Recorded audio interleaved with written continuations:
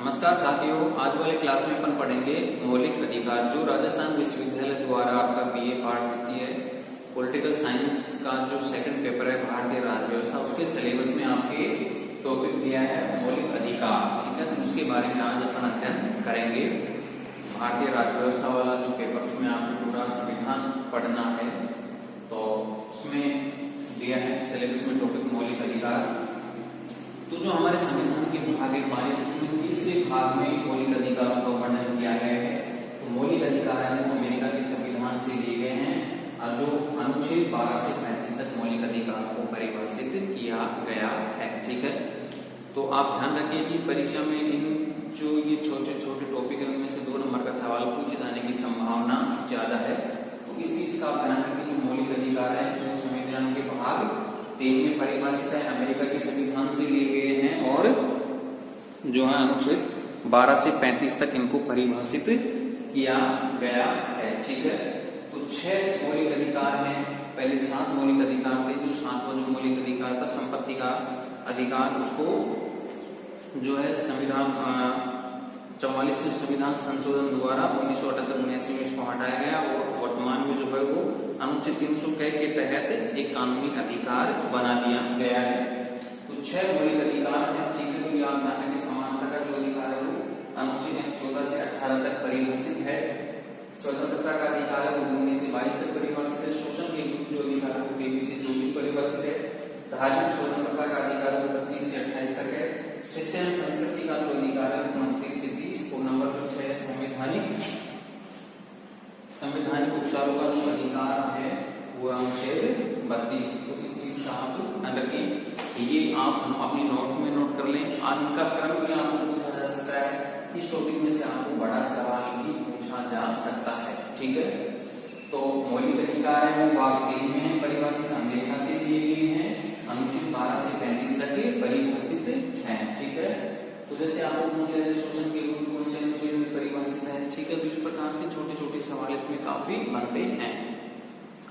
तो मौलिक अधिकार यानी कि अधिकार वे सामाजिक दशाएं हैं जो व्यक्ति के व्यक्तित्व के विकास के लिए आवश्यक समझी जाती हैं।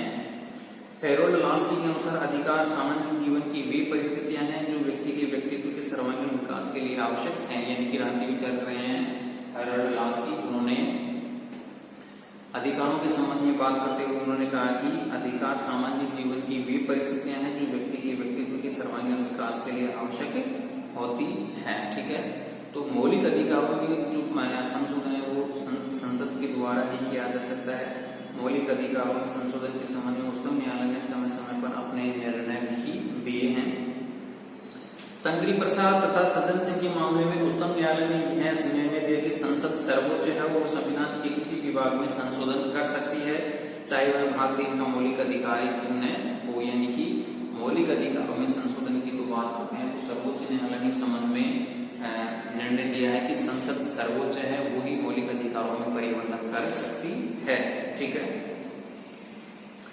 तो इसके संबंध में अनेक विवाद भी रहे, कोर्ट केस वगैरह भी रहे। जैसे गोलकनाथ बना पंजाब राज्य की हम बात करते हैं, तो उस समय न्यायालय ने अपने पूर्व के दृष्टिकोण में परिवर्तन करते हुए निर्णय दिया कि अनुच्छेद 368 के माध्यम से संसद संविधान के भाग 3 में संशोधन नहीं कर सकती, क्योंकि अनुच्छेद 368 में केवल संविधान में संशोधन करने की प्रक्रिया का वर्णन किया गया है। तो ये जो है कई प्रकार के विवाद भी रहे हैं, लेकिन इन विवादों को आपको जो राजस्थान विश्वविद्यालय का सिलेबस उसमें इतनी गहराई से नहीं पूछा जाता है। तो इन प्रकार के जो विवाद वो कंपटीशन जो लेवल के जो एग्जाम होते हैं, प्रतियोगी परीक्षा, उन चीजों में सवाल पूछे जाते हैं। तो मौलिक अधिकारों का निलंबन भी होता है। तो वो मौलिक अधिकारों का निलंबन है वो किस प्रकार से किया जा सकता है।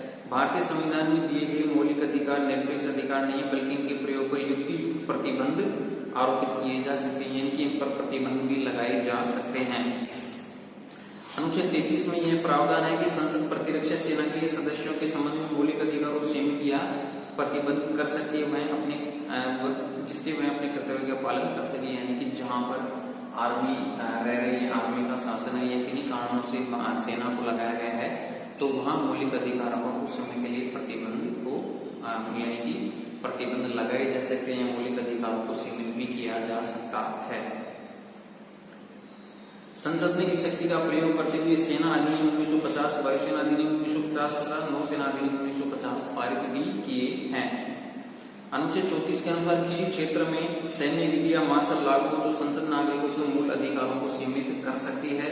आपातकाल की स्थिति में भी मौलिक अधिकारों को सीमित किया जा सकता है, यानी कि जो भारतीय संविधान द्वारा लोगों को मौलिक अधिकार दिए गए हैं तो उनको सीमित भी किया जा सकता है, उनको प्रतिबंधित भी किया जा सकता है। ठीक है, अब अपन बात करते हैं जो मौलिक अधिकार दिए गए हैं, तो सबसे पहले अपन बात करते हैं कि समानता का अधिकार। समानता का जो मौलिक अधिकार है वो अनुच्छेद 14 से 18 तक परिभाषित किया गया है। ठीक है, तो अनुच्छेद 12 के संदर्भ से ही अपन यहाँ बात करते हैं। अनुच्छेद 12 में कौन सी बात कही गई है, तो अनुच्छेद 12 में राज्य को परिभाषित किया गया है।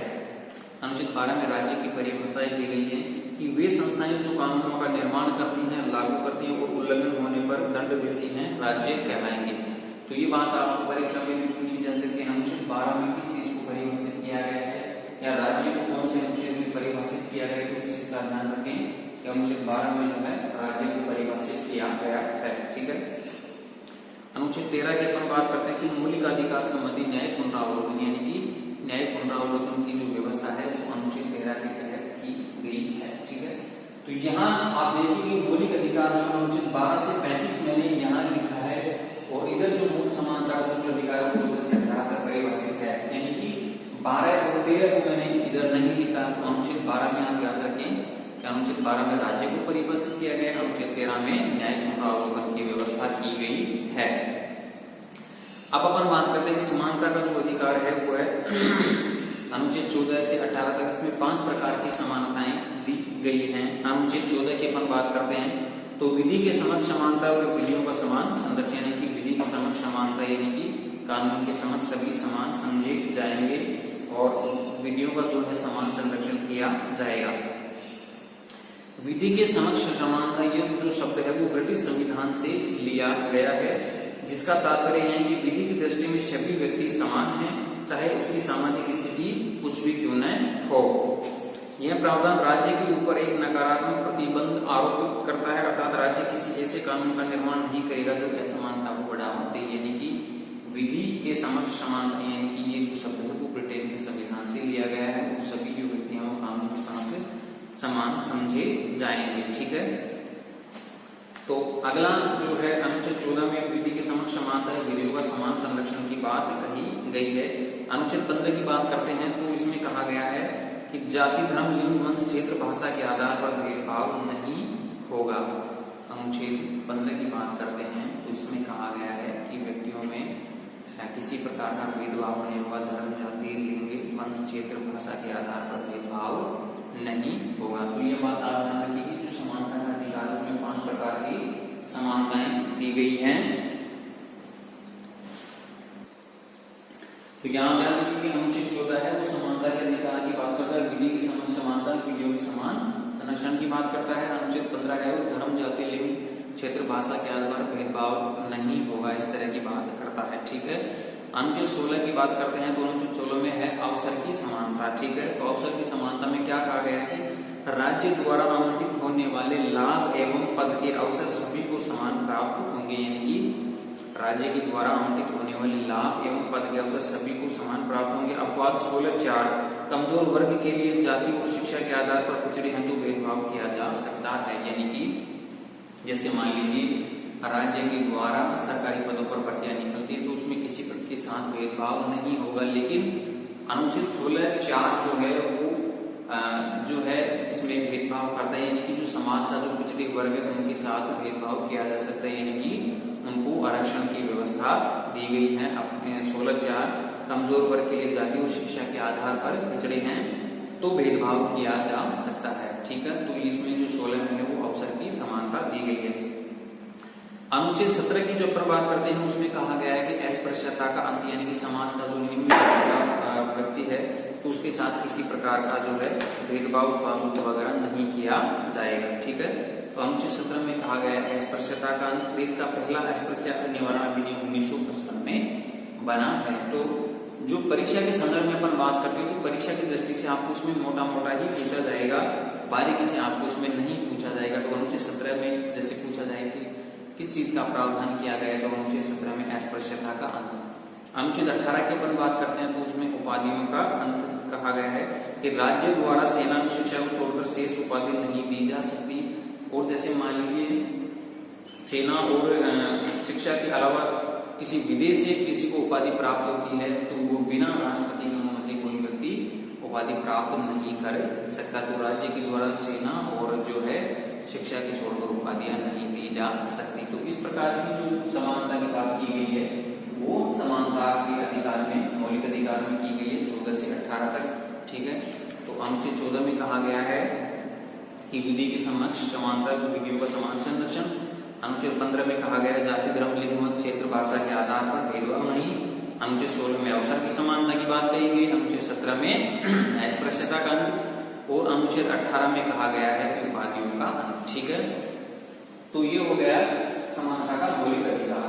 अब अपन बात करते हैं कि स्वतंत्रता का अधिकार जो है अनुच्छेद 19 से 22 तक है। इसमें तो अनुच्छेद 19(1) में बात कही गई विचार एवं अभिव्यक्ति की स्वतंत्रता, यानी कि व्यक्ति को जैसे मान लीजिए अखबार छापने की, अखबार में अपने लेख प्रकाशित करने की, बोलने की, अभिव्यक्ति करने की स्वतंत्रता दी गई। प्रेस की स्वतंत्रता और सूचना का जो अधिकार है वो भी इसी में परिभाषित किया गया है। तो अनुच्छेद 19(1) में जो है वो है विचार एवं अभिव्यक्ति की स्वतंत्रता दी गई है।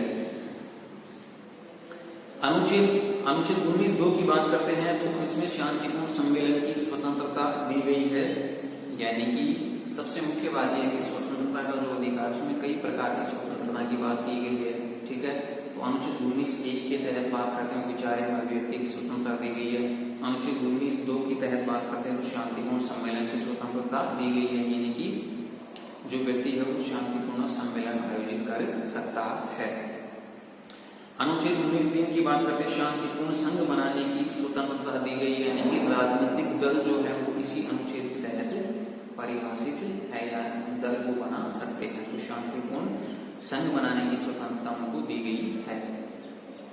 अनुच्छेद 4 की बात करते हैं तो उसमें भारत भ्रमण की स्वतंत्रता दी गई। भारतीय दंड संहिता 140 और 144 लागू हो तो वहां व्यक्ति भ्रमण नहीं कर सकता। तो ये बात आप ध्यान रखें, अनुच्छेद 19(4) में जो है भारत भ्रमण की स्वतंत्रता का प्रावधान किया गया है। अनुच्छेद 19(5) की बात करते हैं भारत निवास की स्वतंत्रता दी गई है कि भारत का जो नागरिक है वो कहीं भी निवास कर सकता है। अनुच्छेद 19(6) में बात की गई है संपत्ति की स्वतंत्रता हटाया गया 44वें संविधान संशोधन से।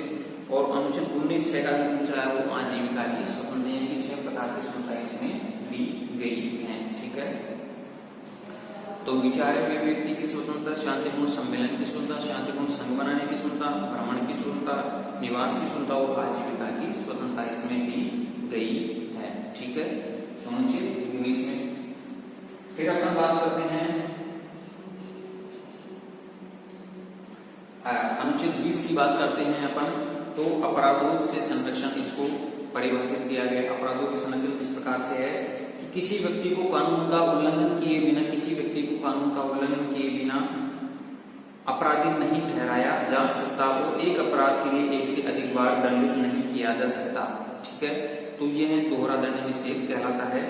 यानी कि अनुच्छेद 20 में जो बात कही गई है वो अपराधों से संरक्षण की बात कही गई है। किसी व्यक्ति को कानून का उल्लंघन किए बिना गिरफ्तार नहीं किया जा सकता या उसको अपराधी नहीं ठहराया जा सकता। ठीक है, और एक ही अपराध के लिए उसको 2 बार दंडित नहीं किया जा सकता। तो ये बात कही गई है अनुच्छेद 20 में अपराधों से संरक्षण। फिर अनुच्छेद 21 की अपन बात करते हैं स्वतंत्रता के अधिकार में। 21 में प्राण एवं दैहिक स्वतंत्रता की बात कही गई है। राज्य द्वारा स्थापित विधि की प्रक्रिया के अलावा किसी व्यक्ति के जीवन में हस्तक्षेप नहीं किया जा सकता। यानी कि जो राज्य की स्थापना के द्वारा जो कानून स्थापित किया गया, राज्य के द्वारा जो कानून व्यवस्था स्थापित की गई है उसके अलावा व्यक्ति के निजी जीवन में किसी प्रकार का हस्तक्षेप नहीं किया जा सकता। न्यायालय ने इसी अनुच्छेद में रोजगार का अधिकार भी दिया है, शिक्षा का अधिकार भी दिया है, न्याय प्राप्ति का अधिकार भी और स्वस्थ रहने का अधिकार भी परिभाषित किया है। यानी कि प्राण एवं दैहिक स्वतंत्रता, यानी कि व्यक्ति के शरीर से संबंधित व्यक्ति के प्राणों से यह मौलिक अधिकार परिभाषित है। यानी कि जो राज्य है वो व्यक्ति के आंतरिक मामलों में जो है हस्तक्षेप नहीं कर सकता। ठीक है, वर्तमान समय की अपन बात करते हैं, रोजगार का जो अधिकार है, स्वास्थ्य को लेकर यानी कि वो सुखपूर्वक जीना चाहता है, न्याय प्राप्ति का अधिकार, शिक्षा का अधिकार, तो इन अधिकारों को भी प्राण एवं इसमें अनुच्छेद 21 में परिभाषित किया गया है। और एक नया अनुच्छेद जोड़ा गया, अनुच्छेद 21A, जो शिक्षा का मूल अधिकार है, 86वें संविधान संशोधन 2002 में जोड़ा गया मोहनीवाद के कारण। तो ये आप ध्यान रखिए, अनुच्छेद 21A में जो है शिक्षा का मूल अधिकार जोड़ा गया है, 86वें संविधान संशोधन 2002 में जोड़ा गया मोहनीवाद के कारण यह अधिकार लागू हुआ 1 अप्रैल 2010 से यह मौलिक अधिकार लागू किया गया है। ठीक है, अब अनुच्छेद 22 की बात करते हैं, अवैध गिरफ्तारी के संरक्षण की वो बात करता है। अनुच्छेद 22 जो है वो अवैध गिरफ्तारी के संरक्षण की बात करता है, यानी कि कारण बताए बिना किसी व्यक्ति को गिरफ्तार नहीं किया जा सकता और गिरफ्तार व्यक्ति को निकटतम न्यायालय में 24 घंटे के अंदर पेश करना होगा। लेकिन यह प्रावधान शत्रु देश के नागरिक और आतंकवाद निवारण कानून में गिरफ्तार व्यक्तियों पर लागू नहीं, इनको 3 माह तक पुलिस कस्टडी में रखा जा सकता है। यानी कि अनुच्छेद जो 22 में जो बात कही गई है वो अवैध गिरफ्तारी के संरक्षण की बात कही गई है, यानी कि कारण बताए बिना किसी व्यक्ति को गिरफ्तार नहीं किया जा सकता। ठीक है, या फिर जैसे मान लीजिए किसी व्यक्ति को गिरफ्तार किया गया है तो 24 घंटे के तहत उसको न्यायालय में पेश करना जरूरी होता है। ठीक है, लेकिन यह प्रावधान शत्रु देश का कोई नागरिक है या आतंकवाद से संबंधित कोई नागरिक गिरफ्तार किया गया तो उस पर लागू नहीं होता, यानी कि उनको 3 माह तक पुलिस कस्टडी में रखा जा सकता है। तो ये बात है वो अनुच्छेद 22 में कही गई है। तो यहाँ पर बात करते हैं कि शोषण के विरुद्ध अधिकार अनुच्छेद 22 का हो गया। तीसरा जो मौलिक अधिकार उसकी बात करते हैं, शोषण के विरुद्ध अधिकार हो गया अनुच्छेद 23 और 24 में परिभाषित किया गया है, यानी कि व्यक्ति का किसी प्रकार से शोषण नहीं किया जा सकता। ठीक है, तो शोषण के विरुद्ध जो मौलिक अधिकार है अनुच्छेद 23-24 में, अनुच्छेद 23 में बात कही गई कि मानव दुर्व्यापार एवं बेगार प्रथा पर रोक, यानी कि जो मानव का है वो व्यापार नहीं किया जाता, खरीदा व बेचा नहीं जा सकता। ठीक है, और जो बेगार प्रथा पर वो है उसको रोक लगाई गई, यानी कि बेगार प्रथा जैसे मान लीजिए कोई धनाढ्य कोई भूमि का मालिक है तो किसी को बेगार प्रथा के लिए वो मजबूर नहीं कर सकता, बेगार के लिए किसी को नहीं लगा सकता। तो ये जो बात कही गई वो अनुच्छेद 23 में कही गई है। अनुच्छेद 24 की बात करते हैं तो बाल श्रम पर रोक लगाई गई, यानी कि 14 वर्ष से कम उम्र के जो बच्चे हैं उनको बाल श्रम नहीं करवाया जाएगा, कल कारखानों में उनको नहीं भेजा जा सकता। तो ये जो प्रावधान किए गए हैं वो अनुच्छेद 23 और 24 में किए गए हैं। ठीक है, अब अपन बात करते हैं अनुच्छेद 25 की, यानी कि नंबर 4 की, धार्मिक स्वतंत्रता का अधिकार, यानी कि धर्म के संबंध में जो भारतीय लोगों को अधिकार दिए गए हैं उनको अनुच्छेद 25 से 28 तक परिभाषित किया गया है। ठीक है, तो जो धार्मिक स्वतंत्रता का मूल अधिकार है अनुच्छेद 25 से 28, तो अनुच्छेद 25 में कौन सी बात कही गई है? अनुच्छेद 25 में धर्म के अंतःग्रहण एवं शांतिपूर्ण प्रचार प्रसार की स्वतंत्रता की बात कही गई है, यानी कि लोग किसी भी धर्म को ग्रहण कर सकते हैं, किसी भी धर्म का आदर सम्मान कर सकते हैं। ठीक है, किसी भी धर्म को वो अपना सकते हैं और शांतिपूर्ण जो उसका प्रचार प्रसार कर सकते हैं। ठीक है, तो ये बात जो अनुच्छेद 25 में कही गई है। सिख धर्म के धर्मावलंबी इसी अनुच्छेद में कटार धारण करते हैं, यानी कि जो सिख धर्म के जो लोग हैं वो एक कटार धारण करते हैं। तो हालांकि व्यक्ति जो है ऐसे हथियार नहीं रख सकता, लेकिन अनुच्छेद 25 के तहत जो सिख जो धर्म के लोग हैं वो धर्म के संबंध में कटार धारण करने का अधिकार दिया गया है। ठीक है, अनुच्छेद 26 की अपन बात करते हैं, धार्मिक मामलों के प्रबंधन की स्वतंत्रता, यानी कि धर्म के संबंध में किसी प्रकार का प्रबंध करना है तो वो अनुच्छेद 26 में कही गई बात है। अनुच्छेद 27 की बात करते हैं, धार्मिक मामलों में के प्रबंधन में करों में छूट, यानी कि किसी धर्म के संबंध में जैसे मान लीजिए कर संबंधी जो प्रावधान है वो अनुच्छेद 27 में परिभाषित किए गए हैं। किसी धर्म के संबंध में टैक्स नहीं लगाया जा सकता, तो इस जो कर से संबंधित जो प्रावधान है तो वो अनुच्छेद 27 में कहा गया है। अनुच्छेद 28 की अपन बात करते हैं, राजकीय सहायता प्राप्त शिक्षण संस्थाओं में धार्मिक शिक्षा निषेध और नहीं किसी को जबरदस्ती शिक्षा में उपस्थित किया जा सकता है, यानी कि धर्म के संबंध में किसी को जबरदस्ती शिक्षा नहीं दी जा सकती और जो राजकीय जो संस्थाएं हैं उनमें धर्म से संबंधित किसी प्रकार की शिक्षा नहीं दी जाएगी। यानी कि धार्मिक शिक्षा का निषेध किया गया है और नहीं किसी को जबरदस्ती शिक्षा में उपस्थित किया जा सकता है। ठीक है, तो ये बात जो कही गई है धर्म के संबंध में अनुच्छेद 25 से 28 तक कही गई है। यानी कि अनुच्छेद 25 में कहा गया है कि धर्म के अंतःकरण की स्वतंत्रता एवं शांतिपूर्ण प्रचार प्रसार की स्वतंत्रता, 26 में धार्मिक मामलों के प्रबंधन की स्वतंत्रता, 27 में कहा गया धार्मिक मामलों के प्रबंधन में करों में छूट, 28 में राजकीय सहायता प्राप्त संस्थाओं धार्मिक शिक्षा निषेध की बात कही गई है। ठीक है, अब अपन बात करते हैं अनुच्छेद 29 की बात करते हैं या मौलिक अधिकार 5 की बात करते हैं, शिक्षा एवं संस्कृति का अधिकार। ठीक है, शिक्षा एवं संस्कृति के संबंध में जो लोगों को अधिकार दिए गए हैं वो अनुच्छेद 29 से 30 में परिभाषित किए गए हैं। ठीक है, तो अनुच्छेद 29 में क्या कहा गया है कि यह मूल अधिकार केवल अल्पसंख्यक वर्गों को ही दिया गया है। अनुच्छेद 29 में कहा गया है कि अल्पसंख्यक वर्ग अपनी भाषा, लिपि एवं संस्कृति बनाए रखेंगे। यानी कि जो कुछ समाज के अल्पसंख्यक वर्ग हैं उनको अपनी कारीगरी, हस्तशिल्प है, जैसे उनकी कुछ कलाएं हैं, तो उनके संबंध में उनको स्वतंत्रता दी गई है। अपनी भाषा और लिपि और संस्कृति को बनाए रखने में वो स्वतंत्र हैं। तो ये प्रावधान जो है अनुच्छेद 29 में किया गया है। अनुच्छेद 30 की बात करते हैं, अल्पसंख्यक वर्ग के लिए शिक्षण संस्थाओं का प्रबंधन जैसे मदरसे, यानी कि जो समाज का जो अल्पसंख्यक वर्ग है उसके लिए शिक्षा के संदर्भ में कुछ शिक्षण संस्थाओं का प्रबंधन किया गया है। जैसे मुस्लिम लोग पढ़ते हैं वो मदरसों में पढ़ते हैं, तो इस प्रकार का प्रावधान किया गया है। तो ये जो प्रावधान है वो शिक्षा और संस्कृति का अधिकार अनुच्छेद 29 और 30 में परिभाषित किया गया है। ठीक है, अब अपन बात करते हैं संवैधानिक जो उपचारों का अधिकार है वो अनुच्छेद 32 में परिभाषित किया गया है। बहुत बार जो है ये परीक्षा में पूछा जाता है, इसको आप थोड़ा ढंग से तैयार करें। अनुच्छेद 32, डॉक्टर भीमराव अम्बेडकर ने इसे मौलिक अधिकारों की आत्मा कहा है। ठीक है, तो ये बात भी आप थोड़ा ध्यान रखें, मोस्ट लगाकर लिखें कि अम्बेडकर ने मौलिक अधिकारों की आत्मा किसी कहा है, संवैधानिक उपचारों का अधिकार। ठीक है, जब मौलिक अधिकारों का हनन हो उच्चतम न्यायालय अनुच्छेद 32 में और उच्च न्यायालय अनुच्छेद 226 में 5 प्रकार के लेख जारी करके मौलिक अधिकारों की रक्षा करेंगे। यानी कि जब व्यक्ति के मौलिक अधिकारों का हनन होता है तो वो सीधे न्यायालय में अपनी याचिका प्रस्तुत कर सकता है और न्यायालय उन पर सुनवाई करता है। ठीक है, तो सर्वोच्च न्यायालय जो है वो अनुच्छेद 32 के तहत सुनवाई करता है और जो यानी कि सर्वोच्च जो न्यायालय है वो अनुच्छेद 32 में मौलिक अधिकारों को बचाने के लिए 5 प्रकार के लेख जारी करता है और जो उच्च न्यायालय है वो अनुच्छेद 226 में 5 प्रकार के लेख जारी करता है। तो वो कौन कौन से लेख हैं, यानी कि पहला है बंदी प्रत्यक्षीकरण यानी अवैध गिरफ्तारी रोकने के लिए। ठीक है, दूसरा जो है वो परमादेश यानी कि कर्तव्य पालन के लिए जारी किया जाता है। नंबर 3 की बात करते हैं प्रतिषेध लेख यानी कि कार्यवाही रोकने के लिए। नंबर 4 है प्रेषण लेख और नंबर 5 है अधिकार पर्चा यानी कि योग्यता की जांच के लिए। ठीक है, तो इस प्रकार के जो है 5 प्रकार के लेख जारी किए जाते हैं। ठीक है, अनुच्छेद 32।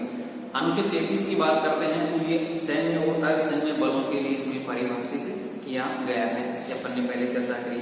अनुच्छेद 34 में जब मार्शल लॉ लागू हो तो उस क्षेत्र में मौलिक अधिकारों की स्थिति, यानी कि जैसे मान लीजिए सैनिक कानून लागू है, मार्शल लॉ कानून लागू है उस क्षेत्र में, तो उस क्षेत्र विशेष के लिए जो मौलिक अधिकारों को स्थगित किया जा सकता है। अनुच्छेद 35 की अपन बात करते हैं तो मौलिक अधिकारों पर जो है संसद कानून बनाएगी। तो इस प्रकार से जो है अनुच्छेद जो है अनुच्छेद 12 से 35 तक मौलिक अधिकारों को परिभाषित किया गया है। समानता का जो अधिकार 14 से 18 है, स्वतंत्रता का जो अधिकार 19 से 22 है, शोषण के विरोध अधिकार 23 से 24 है, धार्मिक स्वतंत्रता का जो अधिकार 25 से 28 है, शिक्षा एवं संस्कृति का जो 29 से 30, संवैधानिक उपचारों का जो अधिकार है अनुच्छेद 32, 33, 34 सेना के संदर्भ में और 35 जो है वो मौलिक अधिकारों पर जो कानून है उस पर संसद कानून निर्माण करती है। ठीक है, तो लगभग इसमें से आपको छोटा सवाल भी पूछा जा सकता है और बड़ा सवाल में ये आप पर डिपेंड करता है कि आप इसको किस प्रकार से तैयार करते हैं। ठीक है, कुछ वाद में यहाँ आपको बोलकर बताता हूँ कि 1967 के गोलकनाथ वाद में न्यायालय ने कहा कि संसद मौलिक अधिकारों में संशोधन नहीं कर सकती। हालांकि ये आपको एग्जाम में पूछा जाने वाला नहीं है। 24वां संविधान संशोधन 1971 बेहतर जो है संसद मौलिक अधिकारों में संशोधन कर सकती है। फिर एक 1973 का रहा केशवानंद भारतीवाद में भी न्यायालय ने निर्णय दिया कि संसद प्रस्तावना सहित किसी भी भाग में संशोधन कर सकती है, भाग 3 में भी, लेकिन मूल ढांचे में कोई परिवर्तन नहीं कर सकती। तो ये इस प्रकार के कुछ विवाद रहे हैं इसमें। तो ये आपके मौलिक अधिकार मैंने आपको जो है मोस्टली बता दिए हैं। अब आप इसको कंठस्थ कर लें अपने नोटबुक के माध्यम से। उसमें जो है वो छोटा सवाल या बड़ा सवाल किस प्रकार से पूछा जाएगा।